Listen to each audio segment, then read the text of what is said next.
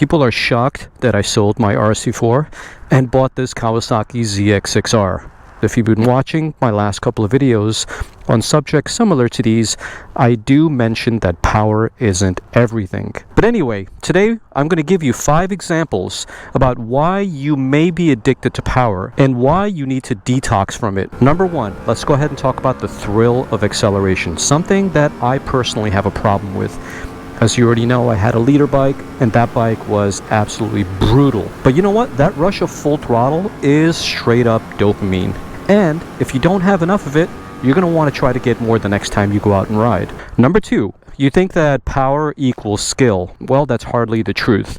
Because owning a fast bike may feel cool, and yeah, it'll go fast, but speed alone won't replace your skills or build up your skills. As a matter of fact, the pro on a Ninja 400 will take on any 600 class motorcycle like this one or leader bike on the track. It's all about skill. Now let's go ahead and talk about number 3, which is an addiction to straight line speed, or otherwise known as highway heroes. If you're only choosing to ride because of top speed, you're missing out what makes riding really fun.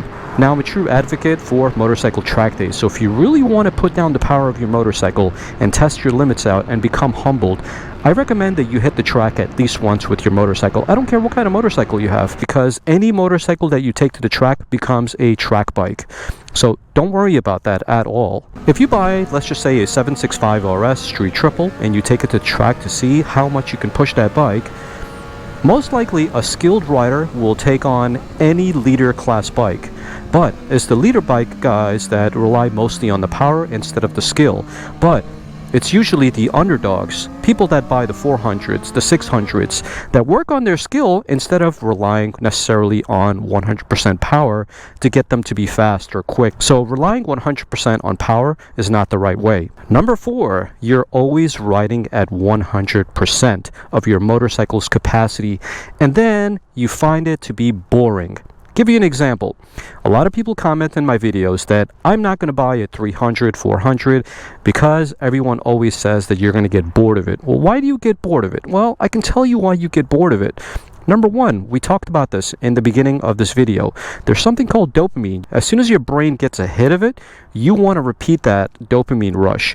And so you bought that 400 and it's no longer fun for you. You know why? Because you rode that bike to its absolute limits. You didn't ride it because of skill. You rode that bike to its absolute limits. You extracted every single horsepower from that motorcycle, and because you used 100% of that motorcycle's capacity, the dopamine rush that you got is no longer there because you've already extracted all that power. Now you need more. It's the same thing with any drug. Take any drug for that matter, whether it's weed or heroin or cocaine or anything for that matter. The more of the bike you use, the more of it you want to continuously use. And finally, number 5, you're forgetting what riding is really about and why you chose to ride in the first place. I guarantee you that none of us started riding a motorcycle because of speed alone. We all did it because of freedom, not because we got that rush of dopamine. Yes, the dopamine is what makes you throw a leg over your motorcycle. I'm not denying that fact, but what I'm trying to say is that this addiction to riding fast and to our motorcycles is something that we create, but it's also something that we also have control over if we try to curb it. And so therefore, take a step back, slow down, and actually enjoy the ride. Anyway, guys, I talk a lot about this in my motorcycle mastery course. It's not necessarily only about how to ride a motorcycle, but there's also a lot of mental work involved as well, and that's what we're talking about in this video. So there's a link down below for it. Go ahead and download it. You want to hear something crazy? And this is not based on statistics. It's just based on, little observations here and there with myself and other people. But the people who put on exhaust, loud exhaust on their motorcycles, those kind of people really, really ride fast. I would say faster than the people who have stock exhausts on. The louder your exhaust, the more reckless you ride. Ask me how I know this fact. I just put on an exhaust on this motorcycle. Okay, so I had the stock exhaust on and it was relatively quiet. And then I switched out to the Leo Vence exhaust. Okay, I don't know if you guys can see that, but I put out a video on it, an installation video, and probably no one saw it. But anyway, now that I got this exhaust on, all I want to do is just go fast. But anyway, my RC4 was a crazy bike, and I do not regret buying that motorcycle one bit. But the most important thing, the that I did with that bike is I took it to the track and I extracted 100% of that power on the track. A track that no longer exists here in SoCal. It was called Auto Club Speedway, and I took it to Auto Club Speedway, which is primarily a NASCAR track, but between the interiors of the track they also have a course for motorcycles and for cars that want to do like a road course type of thing. Anyway, around the oval is where you can get top speed on your motorcycle if you got enough balls and you want to push your motorcycle as well as yourself. Let's just say that my first motorcycle track day was on that track, and my KTM RC 390 did about 95 miles an hour on the straight, okay? And then I took my R6. The R6 did somewhere around 140. Long story short, the RSV4 did about 175 miles or 178. I really can't remember. Time and space evaporates at that speed, especially if you're not a professional. But if you're somebody like me who's just a regular Joe and you're going that fast, there's just no rush like it, and all you want to do is just repeat that process over and over and over and over again. And so this brings me to the conclusion. The highway heroes and the people who are constantly going fast on the highway, they're using the roads as a racetrack, okay? The same rush, the same dopamine rush that I got is not exactly the same dopamine rush that a lot of these highway heroes get. Now, I'm not necessarily saying that I'm some kind of an angel and I don't enjoy a spirited ride every now and again. You know what I mean?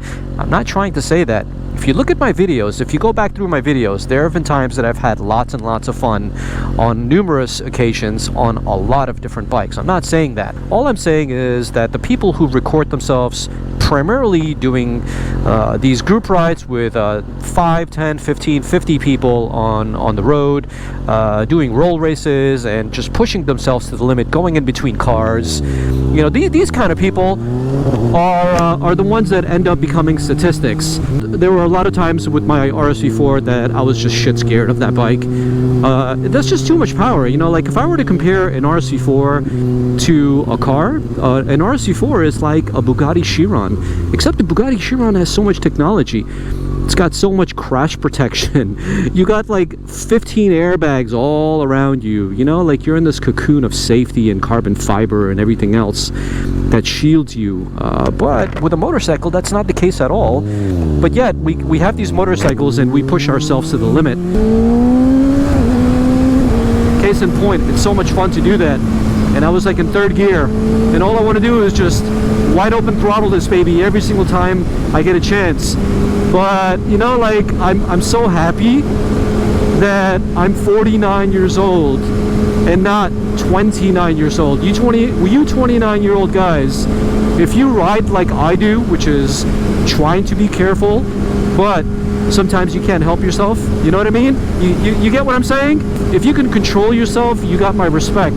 Because as hard as it is for someone like me to control myself, it must be very, very difficult for you. And if you are going to speed, my recommendation is to hit the track. I talked about this so many times already. Track days are where I extract the most power from my motorcycles in a controlled environment, and that's where I recommend you do the same thing. But anyway, let's go ahead and talk about solutions. So how do you exactly have self-control when you're riding a fast bike? Anyone who buys a sport bike, specifically a ZX6R or an RC4 or a Ducati or whatever that makes your body go into a pretzel position, will undoubtedly ride fast. But how do you actually have self-control? And how do you actually maintain your dopamine levels so this way it doesn't creep up on you and you end up getting bored of your motorcycle and it starts losing its appeal and its specialness?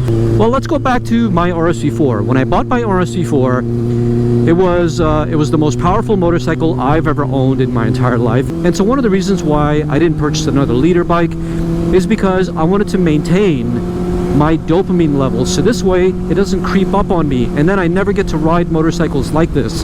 You see, every single motorcycle provides something, some form of value. I know this guy who's got like, I don't know, 100 different motorcycles. He's very loaded, but he buys, you know, leader bikes and he buys 400s and 300s. Go ahead and ask him why he bought those 300s and 400s. Well, I can guarantee you that he's not addicted to power, because if he was, then he wouldn't buy those type of motorcycles. He's also an older gentleman, you know, he's in his 60s and 70s. So he's past that stage of trying to get a rush out of sport bikes. But you don't necessarily need to be his age in order to stop getting a rush from these kind of motorcycles. All you need to do is to be a little bit level-headed and to pick and choose the right moments to do it. Don't treat the streets as a racetrack.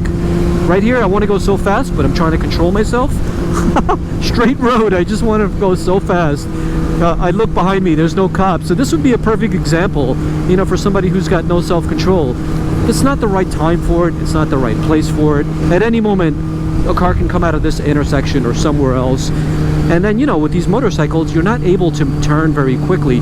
How the hell am I supposed to avoid that, even if I try to counter steer as quick or as hard as possible? It's just not possible, right?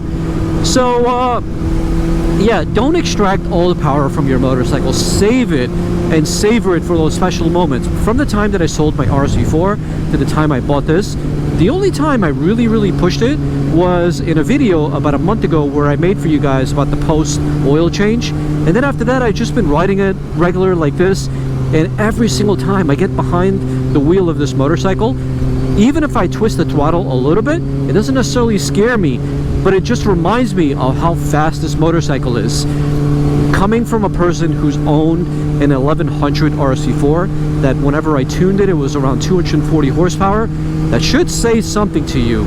As soon as you stop riding your motorcycle fast, you give it a couple of weeks, and you get back on the power, if that power doesn't scare you or at least surprise you, I'll be shocked. Try it and let me know what you think. I guarantee you the results will be phenomenal, because it is for me. I mean, personally speaking, selling my RC4 and quote-unquote downgrading, as some people would call it.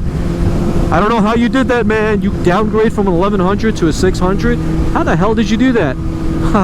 Try to ride your motorcycle like a normal person, and then once in a while try to go fast on it. Drop a gear and try to disappear and see what happens. Holy shit. Okay. That was just an example for you, okay? But yeah, these motorcycles are freaking lightning quick, guys. Like a fine glass of wine, sip it, enjoy it. Don't drink it all at once.